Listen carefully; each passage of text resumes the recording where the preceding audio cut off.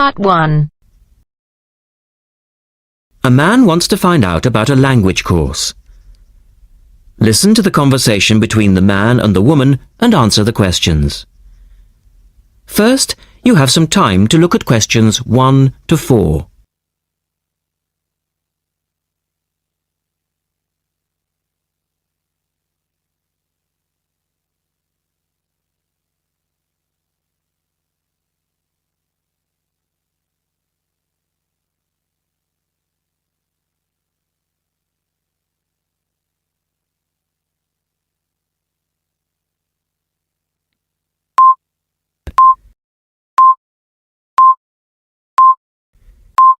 Good morning, University Language Centre. How can I help you?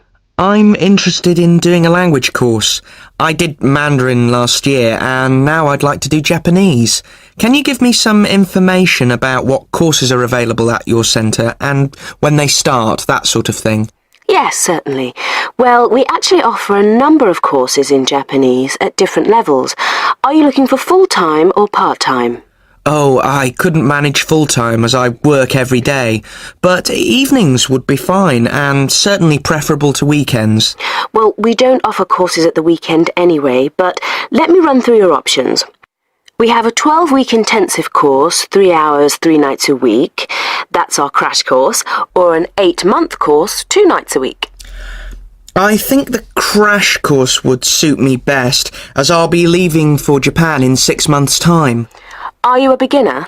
Not a complete beginner, no. Well, we offer the courses at 3 levels. Beginners, lower intermediate and upper intermediate, though we don't always run them all. It depends very much on demand. I'd probably be at the lower intermediate level, as I did some Japanese at school, but that was ages ago.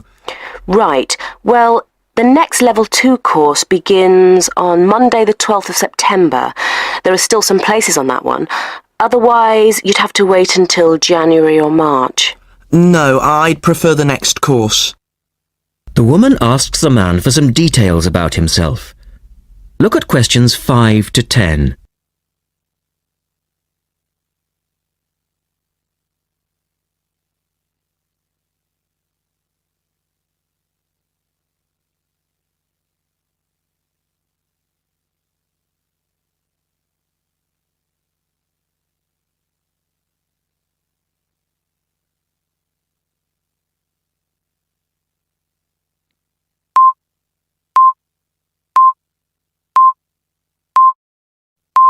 Now listen to that conversation. Answer questions 5 to 10.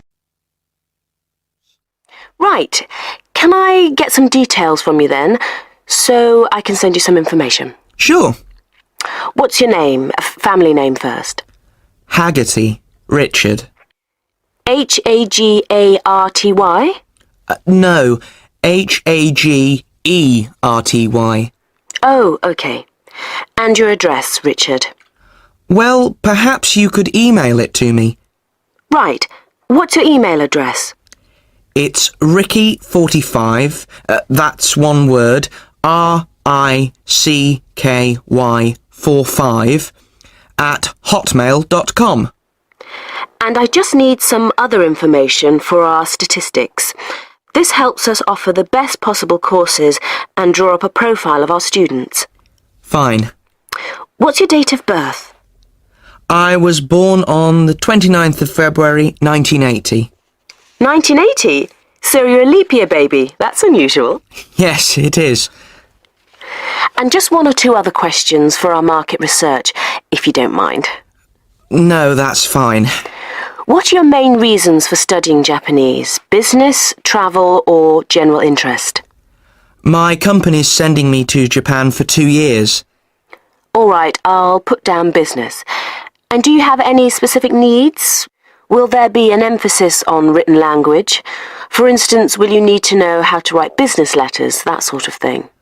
No, but I will need to be able to communicate with people on a day-to-day basis. Okay, so I'll put down conversation.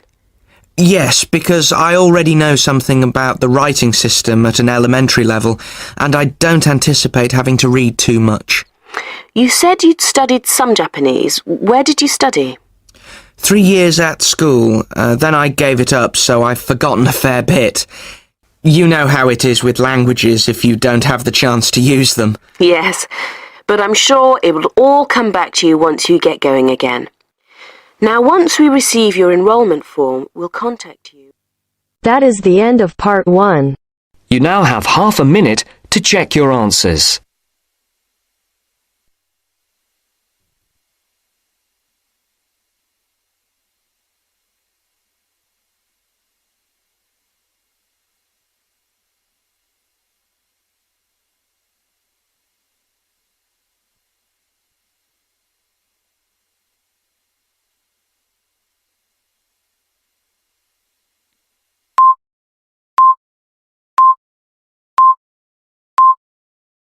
Now turns to part 2.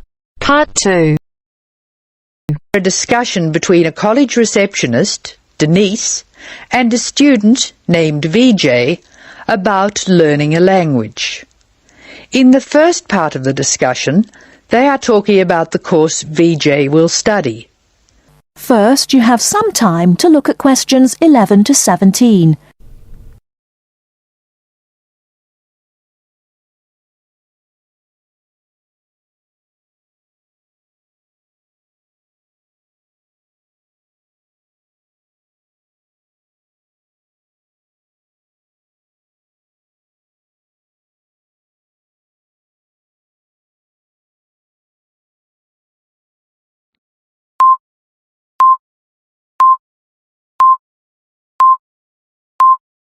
Now, listen carefully and answer questions 11 to 17. Hello. May I help you? Hello. Is this the right place for me to register to study foreign languages? Yes, it is. May I have your name, please? Vijay. My family name is Paresh. Vijay Paresh. Okay. Do you have a telephone number? Yeah. 909-2467. Thank you. Now, which language would you like to learn? We offer French, Italian, Cantonese, Mandarin, Spanish, Portuguese. I'd like to learn Spanish, please. Okay. Our classes are conducted in lots of different places. We have classrooms in the city and here in this building. What's this building called? This is Building A.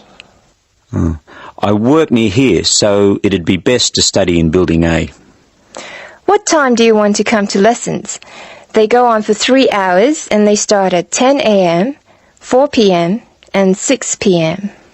I wish I could come to the daytime lessons, but I can't. So 6 p.m, please. That's our most popular time, of course. Have you ever studied Spanish before? No, I haven't. We describe our classes by level and number. Your class is called Elementary 1. Okay. When will classes start? Elementary 1 begins, just a minute. It begins on August 10. Great. Now what else do I have to do? Before you hear the rest of the talk, you have some time to look at questions 18 to 20.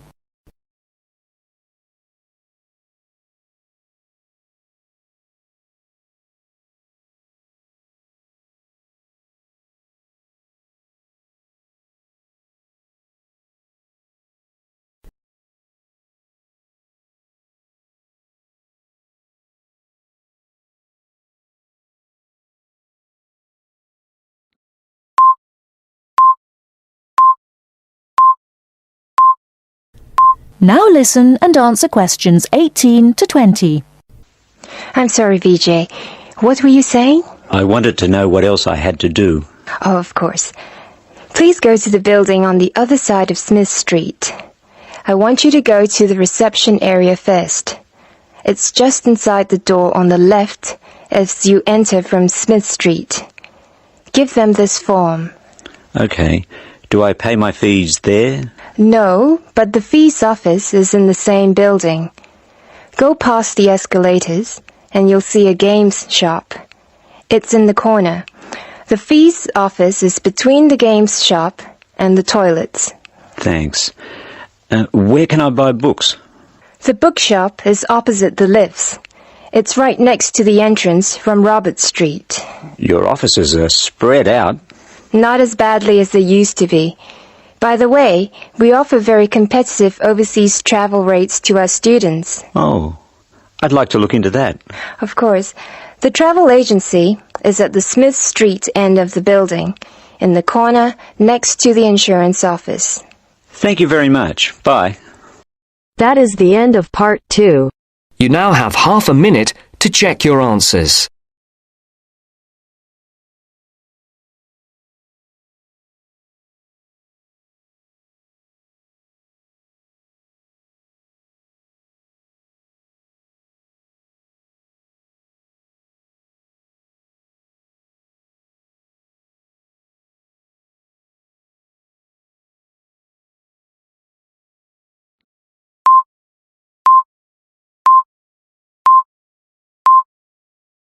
Now turns to part 3.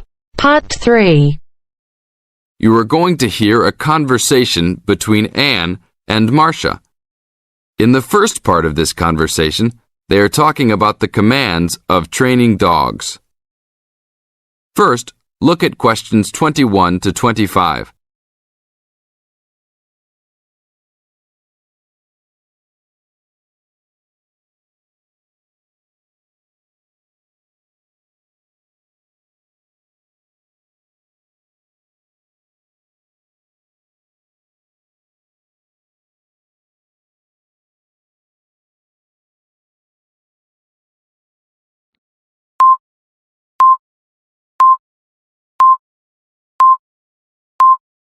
Now listen to the first part of the conversation and answer questions 21 to 25.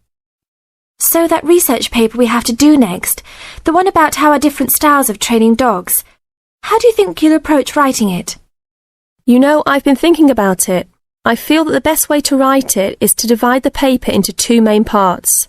In the first part, we'd be analysing some examples of each style of training dogs. Right, what the styles are. After that we can talk about how each style can be used so that the dogs learn something different from each one. Indeed. Maybe we could draw a chart and compare examples of each style of training, one at a time. So the different kinds of training would be simple obedience training. There you would have things like teaching them to sit, stay in one place and so on. Right. So included in here would be simple audio commands like speak. Yes, basic commands are just spoken words, aren't they? And then there would be the more guard-oriented training, where the dogs are trained to know a specific place well. Patrolling and barking are probably the best examples, because most people have seen them in many places, especially in homes. And this would lead us to the attack dog training, which is physical as well as spoken, training the dog to knock someone down, and even biting if they have to. Right, so there's another category as well, sniffing dogs, which make up the searching category. I've read that in the UK, every major airport and government building has these dogs to search for all kinds of dangerous items. In the second part of the conversation, Anne and Marcia talk about all kinds of training and what kind of dogs they are suitable to. Look at questions 26 to 30.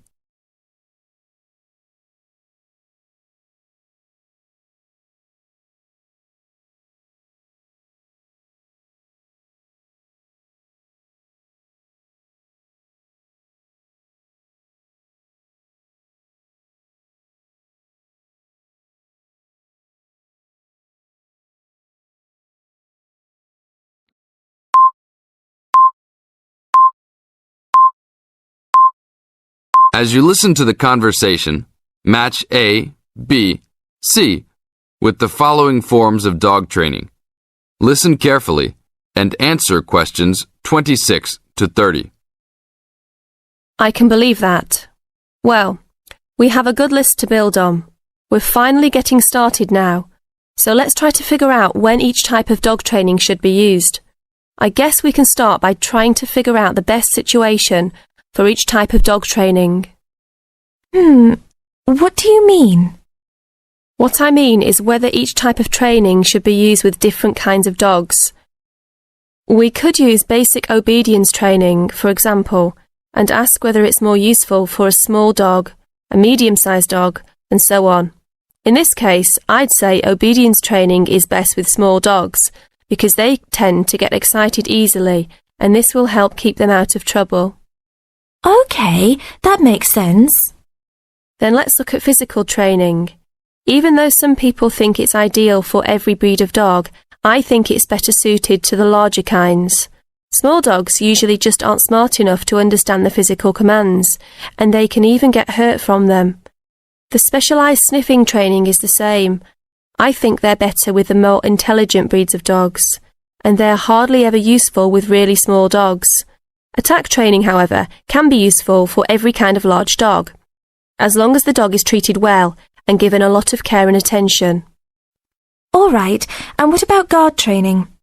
Barking is an ideal way for small dogs to guard a home. I know they aren't big enough to stop a person, but making some noise is often all a dog needs to do. Other kinds of guard training like biting, though, are different.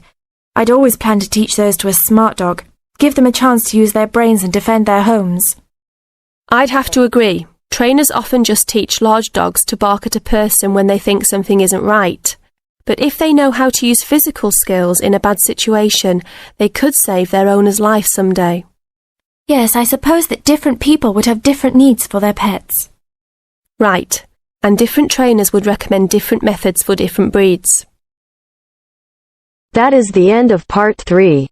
You now have half a minute to check your answers.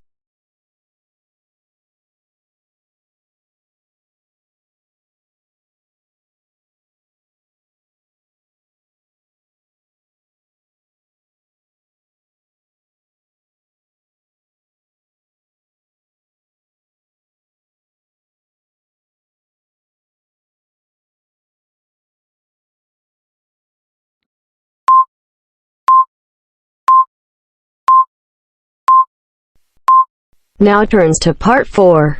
Part 4. You will hear an extract from a talk about student health, and specifically about ways to avoid headaches. Listen to what the speaker says and complete the summary. First, look at questions 31 to 40.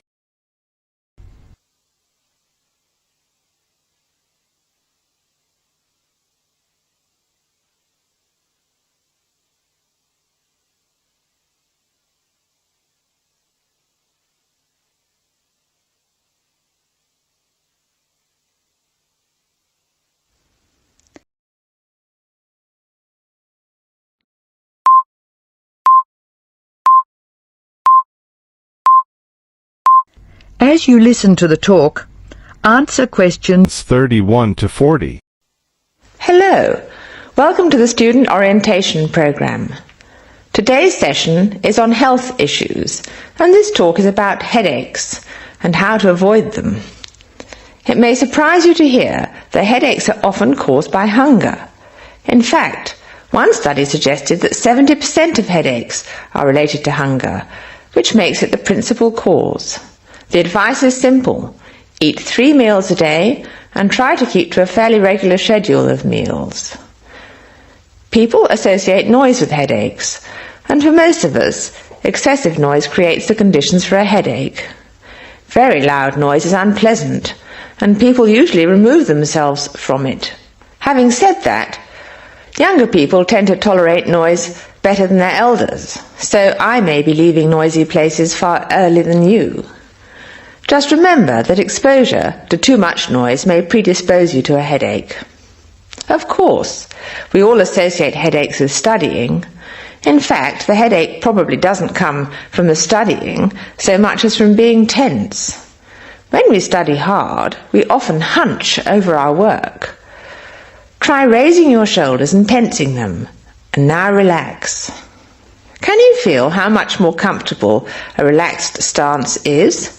Another thing, it's very important to check that you're working in a good light. It will not actually hurt your eyes to work in a bad light, but it will make you tired very quickly and is very likely to give you a headache.